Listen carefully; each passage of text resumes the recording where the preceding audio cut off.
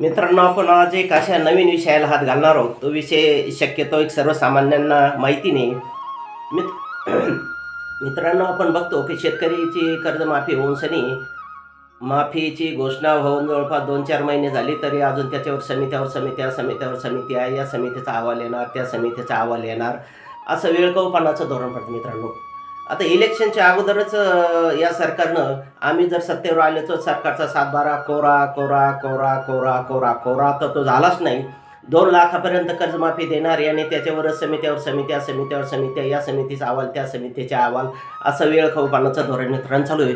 पण अशी एक गोष्ट आहे मित्रांनो, की जे आपले विधानसभेमध्ये जे काही आमदार असतात, 288 आमदार आहे मित्रांनो, पण त्यांनी कधीही आंदोलन केलं नाही, कधीही मोर्चा काढला नाही आणि त्यांची पगार केव्हा वाढते, केव्हा काय होतं, त्यांना भत्ता किती मिळतो, काय मिळतो, त्याच्यातले 288 विधानसभेतल्या आमदारापैकी किती आमदार करोडपती आहे, हे सर्वसामान्य लोकांना माहिती.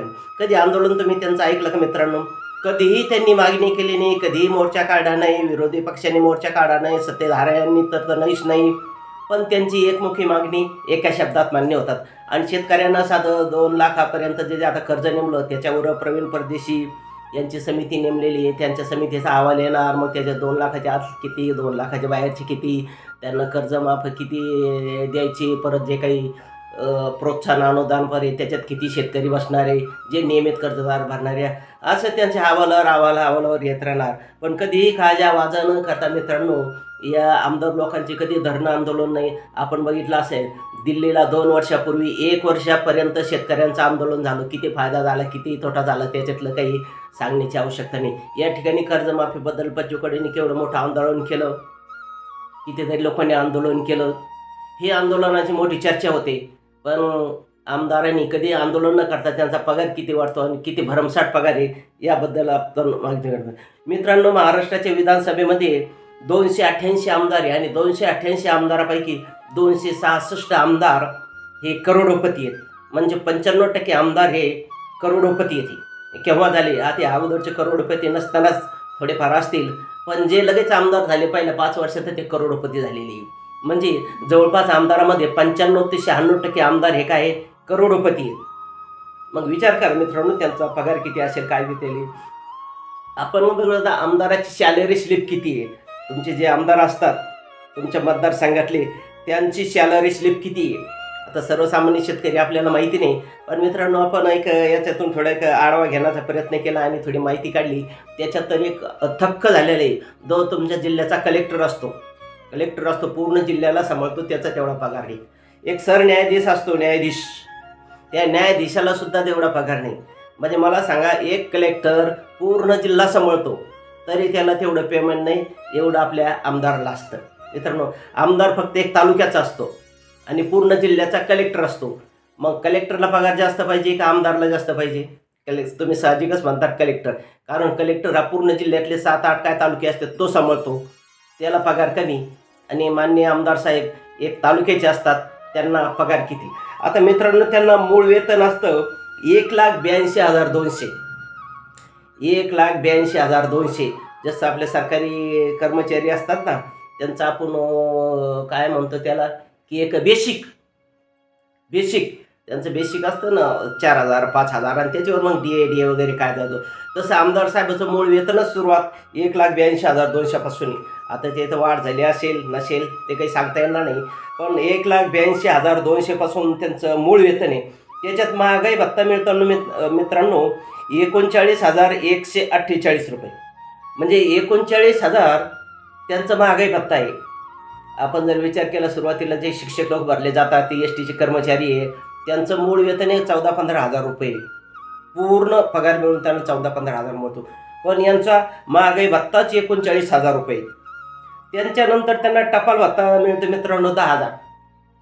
टपाल भत्ता म्हणजे आपण पोस्टाने पाठवतो ना. आता तुम्हाला माहिती आहे मित्रांनो, आपण ग्रामीण भागामध्ये राहतो, आपण शेतकरी आहे.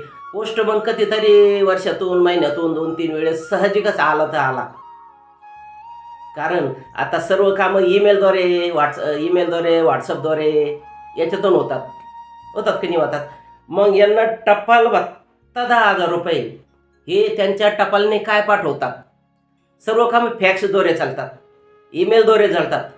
मग आता टपाल भत्ता काय आहे? टपालाचं कामच राहिले नाही ना. सामान्य ईमेल फॅक्सद्वारे कामं होते. मग यांना टपाल भत्ता कशाला हवा? पण तरी 10,000 रुपये टॅक्स टपाल भत्ता आहे मित्रांनो. आता दुसरी एक आश्चर्य तुम्ही ऐकून आश्चर्यच होणार. त्यांना फोन बिल महिन्याला 8,000 रुपये. किती? महिन्याला 8,000 रुपये. आता एक विचार करायची गोष्ट आहे मित्रांनो. रिलायन्स असेल, एअरटेल असेल, आयडिया, वडाफोन, काही ज्या टेलिकॉम क्षेत्रातल्या कंपन्या आहेत मित्रांनो, 399 मध्ये महिनाभरला काही बोला, किती बोला, किती इंटरनेट वापरा, महिन्याला 399 रुपयात आपण महिनाभर बोलू शकतो नॉनस्टॉप, रात्रंदिवस 24 तास. म्हणजे महिन्याचे किती तास होते ते बघा तुम्ही. तेवढे तास फ्री बोलू शकतो. अनलिमिटेड मेसेज, अनलिमिटेड कॉलिंग, त्यांचा डेटा. तरी पण यांना 8,000 रुपये भत्ता मिळतो. 8,000 रुपयात, 399 रुपयात आपण महिनाभर बोलू शकतो. आणि यांनी महिन्याला 10,000 रुपये. आता कसं काय गणित लावा, कोणता येणं लागला असं काय आहे, कोणतं आहे? एक प्रकारे तुमच्या आमच्या जे काही टॅक्स जातं त्याच्यातूनच जातं ना मित्रांनो. आता संगणक चालक 10,000. संगणक चालक त्यांना पाहिजेच, आपण हे मान्य करू मित्रांनो. पण जो टपाल भत्ता आणि टेलिफोनचा भत्ता आहे त्याच्यातनं त्यांनी मागणी केली कधी, काही नाही. पण त्यांना टेलिफोन भत्ता 8,000 आणि काय म्हणतात त्यांना टपाल भत्ता 10,000 रुपये. फॅक्सनं काम होते तरी पण त्यांना हे म्हटलं जातं. आता मित्रांनो आपण जर विचार केला तर त्यांच्या ड्रायव्हरला सुद्धा 20,000 रुपये पगार दिला जातो. किती? ड्रायव्हरला 20,000 रुपये पगार. त्यांच्या ड्रायव्हरला एखादी एस टी जर ड्रायव्हर भरल्या गेला सुरुवातीला त्याला ते मला वाटतं 20,000च्या आतच पगार असतो, 12 तास ड्युट्या करून. त्यांचा पी एचा पगार आहे 30,000. आता पी ए म्हणून ते आमदाराचं मला तरी वाटतं त्यांचे पी ए चांगल्या प्रकारे शिकलेले असतात, क्वालिफाईड असतात. कारण आपण जर बघितलं तर कोणी 7वी 8वी 9वी 10वी असे आमदार आहे. मग त्यांना पी ए चांगला क्वालिफाईड लागतो. त्याला 30,000 रुपये पगार. आणि बैठकीचा भत्ता असतो ते 2,000 रुपये. बैठक करतात ना त्यांना 2,000 रुपये लागतात मित्रांनो. एवढंच नाही तर त्यांना राज्यात 32 वेळा विमान प्रवास फ्री आहे. 32 वेळा त्यांना प्रवास फ्री आहे. त्यांचा एकूण पगार, महागाई भत्ता वगैरे सर्व मिळून, टेलिफोन वगैरे मिळून त्यांना 2,72,000 म्हणजे 2.25 लाख रुपये पगार असताना त्यांना 32 वेळा विमान फ्री आहे. बघा, म्हणजे त्यांच्याकडे पैसे नाही. 2.25 लाख रुपये पगार आणि 32 वेळा विमान फ्री. मित्रांनो राज्याबाहेर जर जायचं असलं तर 8 वेळा विमान फ्री आहे. राज्याबाहेर जायचं असलं त्यांना तर 8 वेळा विमान मित्रांनो फ्री. बरं याच्यात अजून एक दुसरं आहे मित्रांनो. त्यांनी जर गाडी घेतली, ती गाडी घेतली म्हणजे 2 व्हीलर 4 व्हीलर अशी ही साधी नाही घेतली, काही लाख 1.5 लाख रुपयाची, 25-30 लाख रुपयाची फॉर्च्युनर जर गाडी त्यांनी घेतली तर त्यांचं व्याज सरकार देतं. म्हणजे महिन्याला 2.25 लाख 2.3 लाख रुपये पगार असून आमदार महोदय साहेबांनी जर गाडी घेतली तर त्यांचं सरकार कर्ज भरतं, व्याज भरतं. आणि एवढंच नसून ते जर खाजगी दवाखान्यात भरती जर झाले, खाजगी दवाखान्यात ते काय साध्या छोट्या BHMS MBBS वगैरे काही BHMS BAMS यांच्यात नाही भरती होणार. एकदम मोठ्या हॉस्पिटलमध्ये जर भरती झाली तर जो काही खर्च येईल त्याच्यात 90% सरकार खर्च देतं. किती देतं? 90%. त्यामध्ये आपल्या 288 आमदारपैकी 266 आमदार करोडोपती. फक्त 288 बिचारे. फक्त एक मला वाटतं 66-87 थोडेफार 20 आमदार गरीबी. आता ते बी होतील, यांचं बघून ते बी होतीलच करोडोपती. कारण ते तरी कशाला मागे राहतील. कारण आताचे आमदार काही लालबहादूर शास्त्री आहेत, यांच्यासारखे बिचारे निष्ठावंत नाहीच. आपण बघितलं असेल, लालबहादूर शास्त्रीला स्वतःचं घर नव्हतं, देशाचे पंतप्रधान असताना. आणि आता त्यातली त्यात परत एक आमदारानं, मित्रांनो, हा पगार कमी पडतो की काय म्हणून एका शेतकरी पुत्राला 3 नोटिसा दिल्या. 3 नोटिसा मानहानीच्या. एकदा दिली 25 कोटीची, परत काल परवा अजून काहीतरी 30 कोटीची. कशाची? मानहानी झाली. का तर ते आपल्या शेतकऱ्यावर बोललेत म्हणून त्यांची काहीतरी मानहानी झाली. म्हणून त्यांना आता 55 कोटीची नोटीस, जवळपास एकदा 30 कोटीची, एकदा 25 कोटीची. रविराज साबळेला शेतकरी पुत्र. का की शेतकऱ्याबद्दल बोलतात, शेतकऱ्यांचा आवाज उचलतात. मित्रांनो, मागच्या आठवड्यात 15 दिवसापूर्वी या देशाचे कृषी मंत्री म्हटलेत की शेतकरी आमदनी 8 गुना हो गई. दुप्पट नाही, तिप्पट नाही, 4 गुना नाही, 8 गुना हो गया, 8 गुना.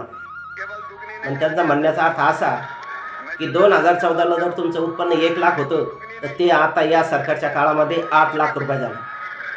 खरंच 8 लाख रुपये झाला. मित्रांनो, तुम्ही कमेंट करा, कमेंट करा, कमेंट करा.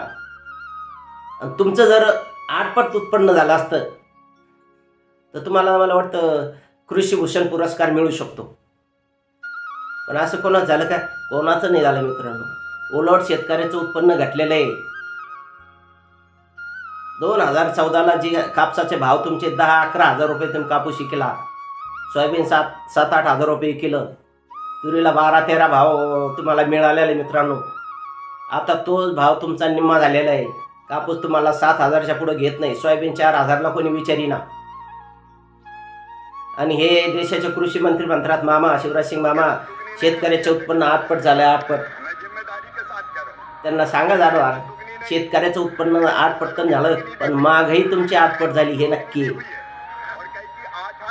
शेतकऱ्याचं उत्पन्न निमपट झालं आणि महागाई 4 पट 5 पट झाली. खताचे भाव गगनाला भिडे. साधी DAPची गुन्हे 350-400 रुपयाला येणारी रोवडी 1500-1600 रुपयाला झाली. त्याबद्दल कोणी बोलत नाही. आणि एखादा शेतकरी जर बोलायला लागला तर त्याला नोटीसवर नोटीस, नोटीसवर नोटीस. रविराज साबळेला आता एवढी नोटीस दिली. रविराज साबळे हा शेतकऱ्याचा आवाज आहे, शेतकऱ्याच्या गळ्यातला ताईत आहे. तो घाबरणार नाही, डरणार नाही, शेतकऱ्यासाठी वाघ आहे. प्रत्येक शेतकरी त्याच्या पाठीमागे उभं राहणार आहे.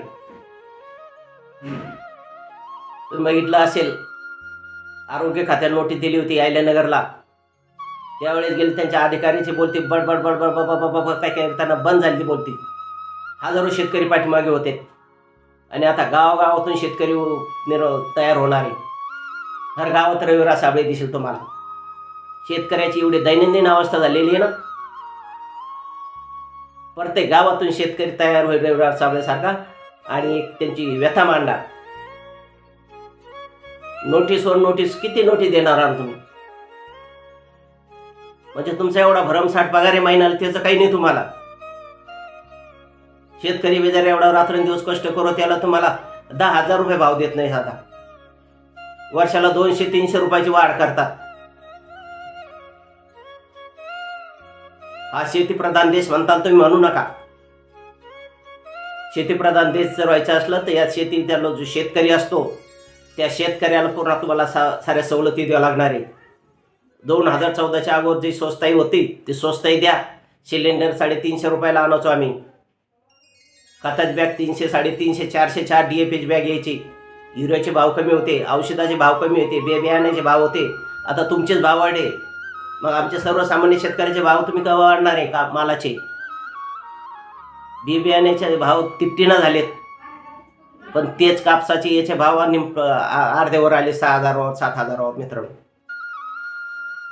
सर्व शेतकऱ्यांना एक व्हावं लागेल. रविराज साबळेला पाठिंबा द्यावा लागेल. कमेंट करा मित्रांनो. आणि असेच नवीन व्हिडिओ बघण्यासाठी या चॅनलला सबस्क्राईब करा. जास्तीत जास्त कमेंट करा, शेअर करा. कोणीतरी शेतकऱ्याच्या बाजूने बोललं पाहिजे.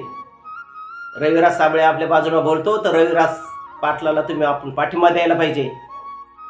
आणि ते उभरतं नेतृत्व आहे, घाबरणार नाही, डरणार नाही. वाघ येतो, वाघ,